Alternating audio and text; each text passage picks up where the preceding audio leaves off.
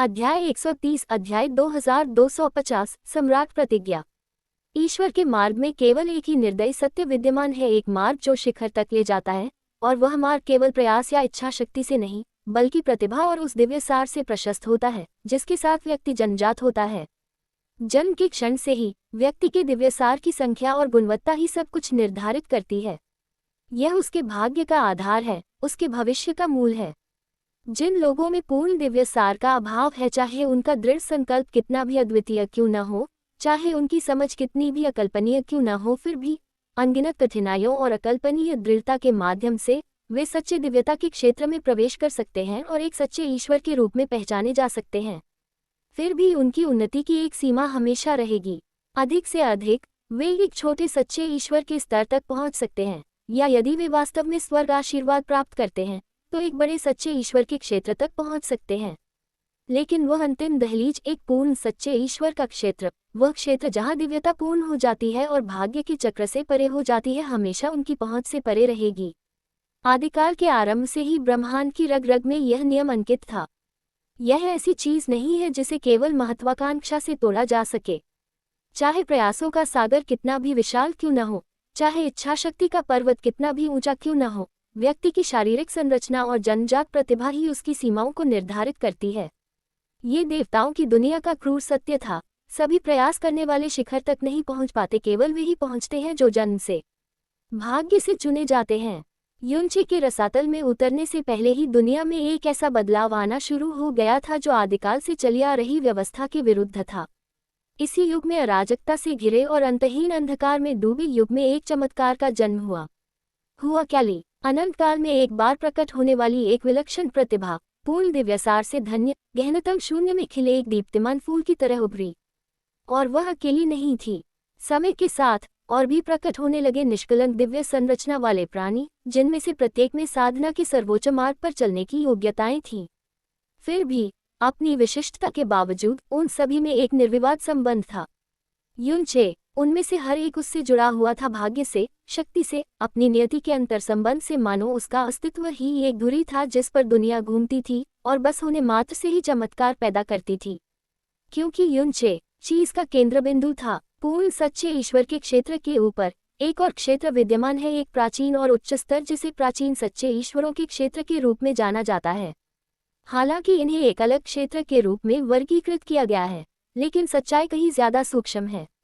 संक्षेप में, प्राचीन सच्चे देवता अभी भी पूर्ण सच्चे देवता हैं, लेकिन वे ऐसे देवता हैं जो साधारण देवत्व की सीमाओं से परे हैं। यह क्षेत्र और भी विभाजित है। इसके स्तर साधना चरणों से नहीं बल्कि उन नियमों की संख्या से निर्धारित होते हैं जिन्हें व्यक्ति समझ और धारण कर सकता है। प्रत्येक नियम एक सर्वोच्च सिद्धांत है जो अस्तित्व के एक पहलू का प्रतिनिधित्व करता है, और जितने अधिक नियम व्यक्ति धारण करता है उसकी शक्ति उतनी ही अथाह होती जाती है।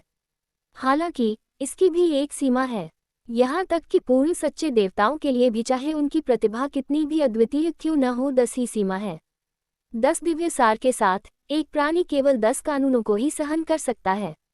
ये छत अधिकांश लोगों के लिए सड़क के अंत का प्रतीक है, एक ऐसी दुर्गम दीवार जिसे इतिहास में कभी किसी ने पार नहीं किया। और 10 नियमों को धारण करने में समर्थ उन दुर्लभ प्राणियों में भी उनका अस्तित्व इतना दुर्लभ था कि आदि युग के विशाल विस्तार में भी उन्हें उंगलियों पर गिना जा सकता था। ऐसे प्राणी नश्वर उत्थान के शिखर थे।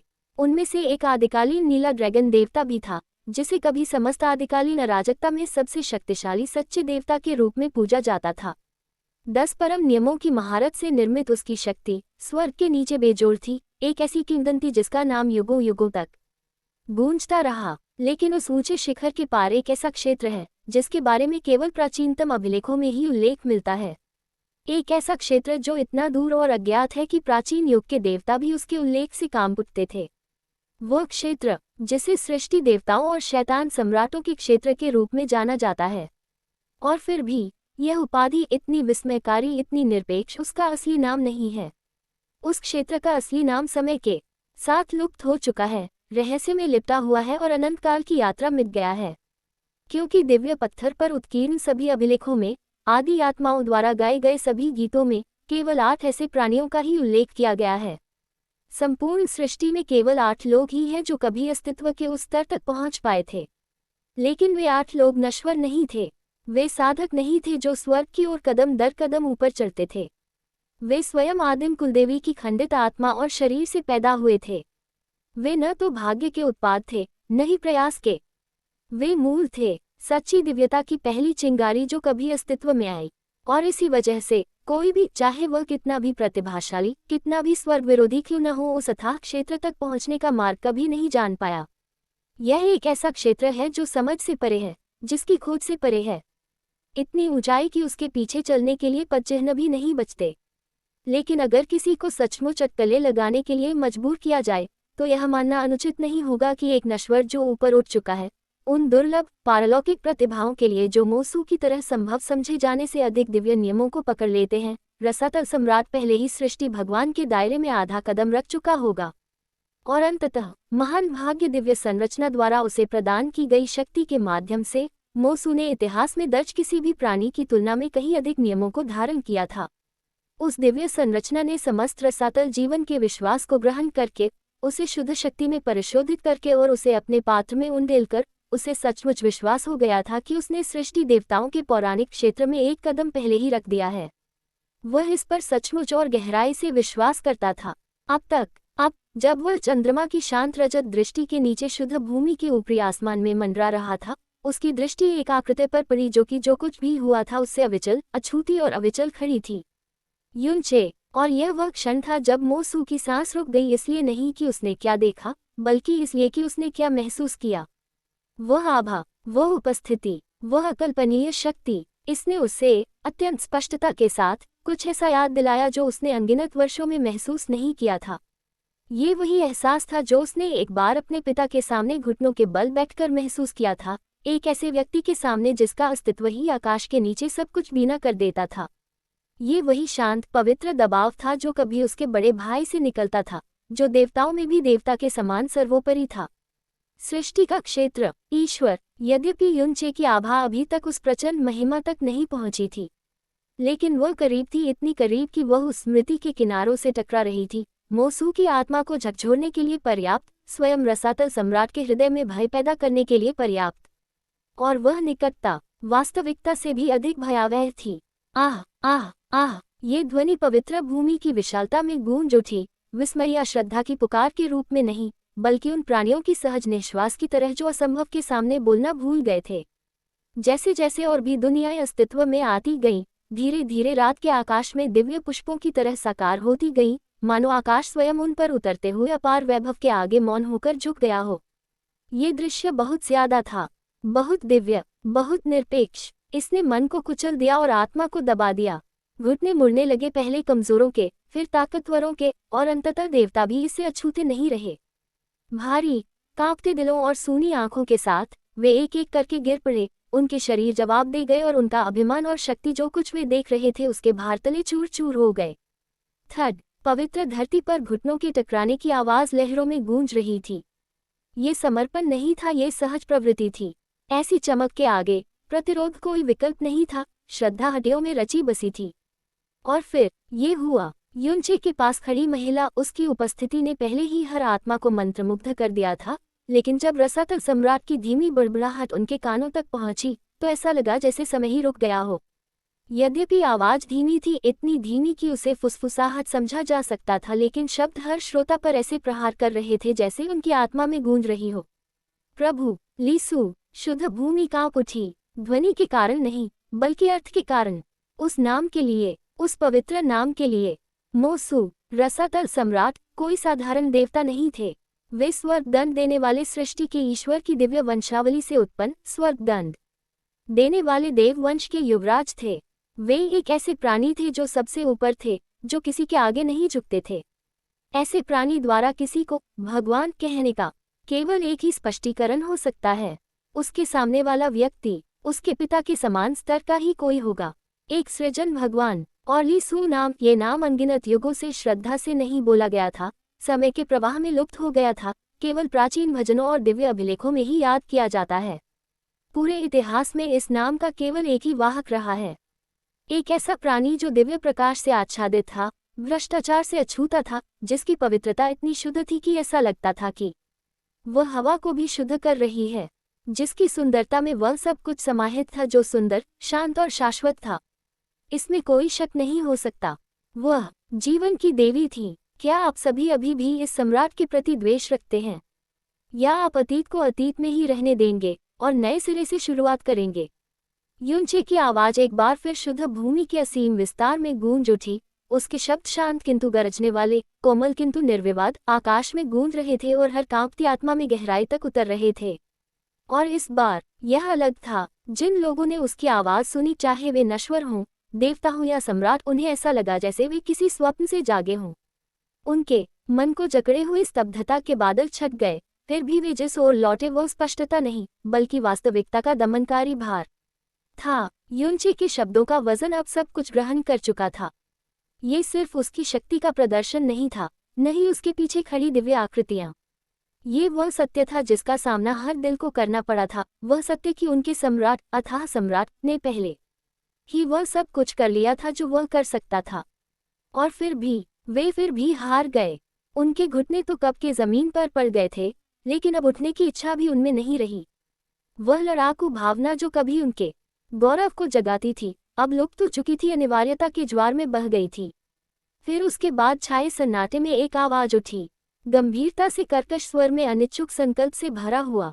क्या होगा हमारा अगर हम आपके सामने झुक जाएं?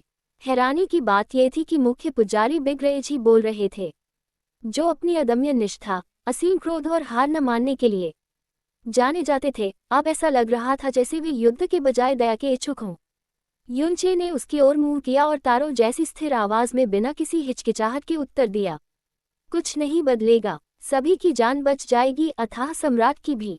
लेकिन यह अच्छी तरह याद रखना, उसकी आंखें किसी दिव्य तलवार की ठंडी धार की तरह चमक उठी। शासक तो सिर्फ एक ही हो सकता है।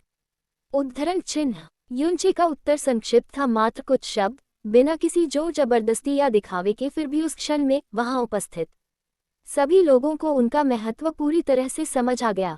इसमें कोई अस्पष्टता नहीं थी, आगे स्पष्टीकरण की कोई आवश्यकता नहीं थी। उनके शब्दों के पीछे का अर्थ स्पष्ट था, और जैसे ही वे सुनने वालों के दिलों में उतर गए, पवित्र भूमि में सामूहिक राहत की लहर फैल गई। युद्ध शुरू होने के बाद पहली बार अनगिनत आहें निकली, मानो हवा हल्की हो गई हो। हालांकि केंद्र में खड़ा आदमी आकाश की तरह भारी बना हुआ था। फिर देवताओं और मनुष्यों दोनों की मूक निगाहों के नीचे युनचे ने अपनी नजरें वापस उस पर घुमाई जो अभी भी उसके सामने खड़ा था, जिसने कभी सब पर शासन किया था। उसकी नजर अथाह सम्राट पर पड़ी और इसके साथ ही उनके बीच अनकहा प्रश्न भी समाप्त हो गया। और अंततः उत्तर आ गया, मैं आपने जो कहा वह करने को तैयार हूँ।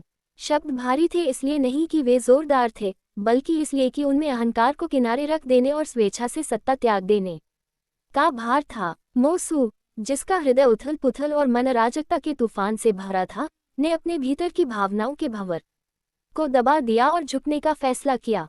उसके पास कोई और रास्ता नहीं था। वह पहले ही वह सब कुछ कर चुका था जो वह कर सकता था।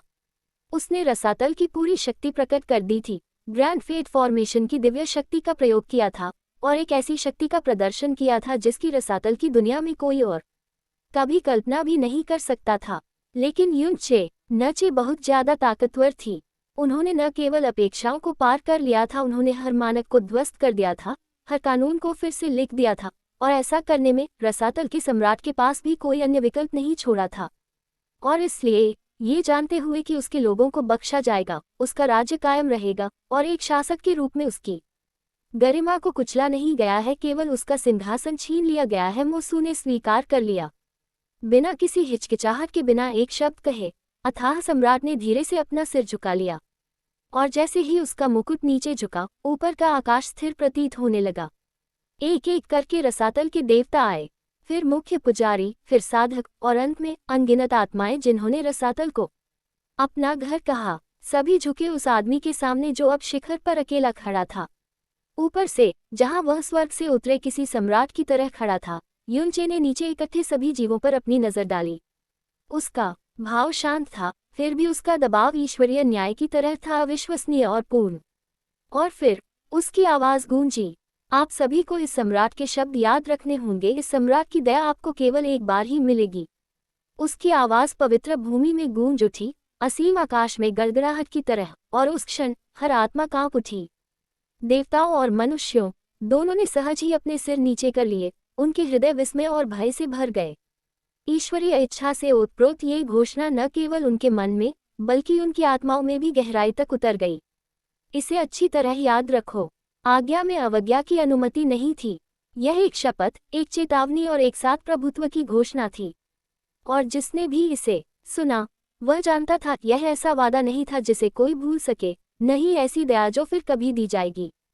फिर बिना रुके युनचे ने बोलना जारी रखा। उसकी आवाज में विजेता का अहंकार नहीं बल्कि एक सच्चे शासक की गंभीरता थी। आपके नए शासक के रूप में ये सम्राट स्वर्ग से एक प्रतिज्ञा करेगा।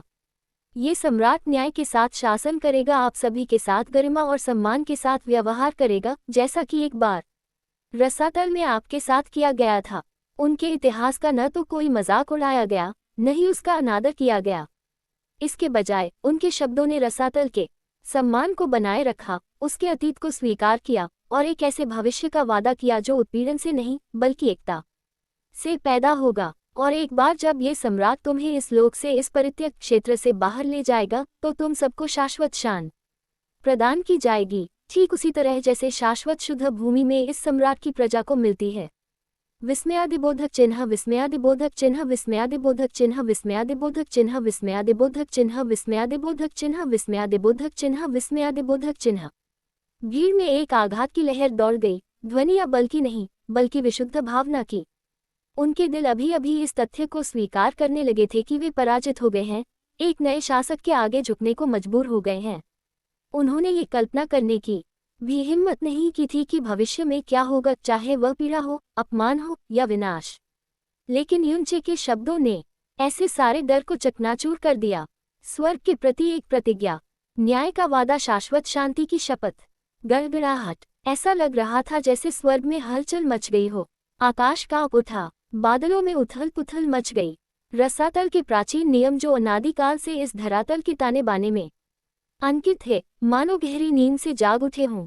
आकाश में गड़गड़ाहट हुई और बिजलियां कड़कने लगी, मानो आकाश को स्वीकार रोकती में खींची गई दिव्य तलवारों की तरह चीर दिया। ऐसा लग रहा था मानो दुनिया ने युनचे की प्रतिज्ञा सुन ली हो, मानो उनके शब्द सम्राट के रूप में, उनकी घोषणा स्वर्ग के सार में बुने गए थे, कानूनों द्वारा स्वीकार किए गए थे और अनंत काल के लिए इस क्षेत्र की आत्मा में अंकित हो गए थे। स्वर्ग ने उसे अस्वीकार नहीं किया, उन्होंने उसे पहचान लिया। और जैसे ही रसातल के लोग अभी भी अपनी सांस पकड़ने के लिए संघर्ष कर रहे थे, उनके मन रहस्योद्घाटन की लहरों से घूम रहे थे जो दिव्य सुनामी की तरह उन पर टूट पड़े थे। युनचे की आवाज एक बार फिर गूंज उठी, पहले से अधिक गहरी और अधिक प्रभावशाली, शुद्ध भूमि के हर इंच में गूंज रही थी। आपके सम्राट के रूप में यह आप सभी के लिए मेरी पहली आज्ञा है। उन शब्दों ने एक दिव्य घंटी की तरह प्रहार किया, जिससे कई लोग अपनी मूर्छा से बाहर आ गए। आंखें चौड़ी करके और सांसें रोककर अनगिनत स्तब्ध प्राणी जो अभी भी घुटनों के बल बैठे थे, अभी भी अपने सामने घटित हो रहे इतिहास के भार से लड़खड़ा रहे थे, अपने सिर उठाने लगे। उनकी निगाहें धीरे धीरे ऊपर उठीं, एक के बाद एक, जब तक कि सभी की निगाहें एक बार फिर आकाश में खड़ी उस अकेली आकृति पर नहीं टिक गईं, जो चांदनी और दिव्य आभा से नहाई हुई थी।